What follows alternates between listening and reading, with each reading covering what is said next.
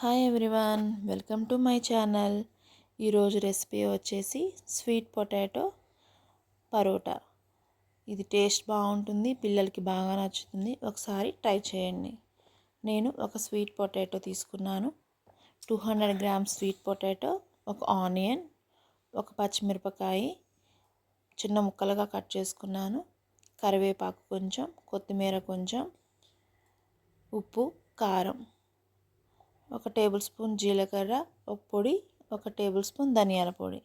ఇవన్నీ కలిపి మిక్స్ చేసుకొని ఈ విధంగా రోల్ చేసుకొని పక్కన పెట్టుకున్నాను.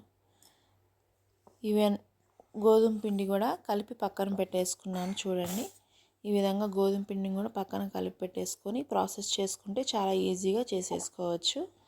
చూడండి, గోధుమ పిండి మనకి సరిపోను రోల్ తీసుకొని దానిలో మనము పొటాటో స్టఫ్ని డిప్ చేసుకోవాలి.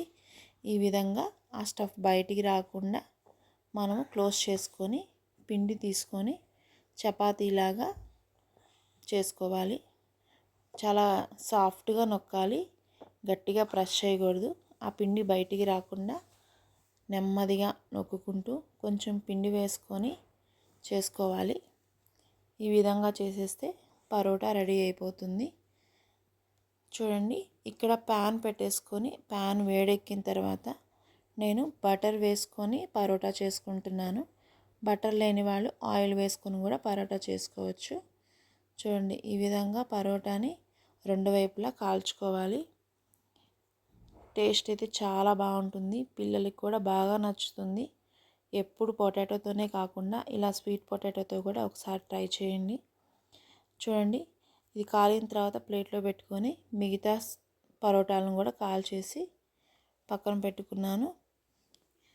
ఈ పరోటాలని మనము పెరుగుతో కానీ, ఆలు కూరతో కానీ, చట్నీతో కానీ సర్వ్ చేసుకుంటే చాలా బాగుంటుంది. పిల్లలకి బాగా నచ్చుతుంది. తప్పకుండా ఒకసారి ట్రై చేసి చూడండి. నా ఈ వీడియో కనుక నచ్చినట్లయితే లైక్ చేయండి, నా ఛానల్ని సబ్స్క్రైబ్ చేసుకోండి. చాలా బాగుంటుంది. పిల్లలు స్వీట్ పొటాటో తినని వాళ్ళు ఈ విధంగా చేసి పెడితే పిల్లలకి హెల్దీ, మంచిది, చాలా బాగుంటుంది. మీలో ఎవరైనా ట్రై చేయని వాళ్ళు ఉంటే తప్పకుండా ట్రై చేయండి.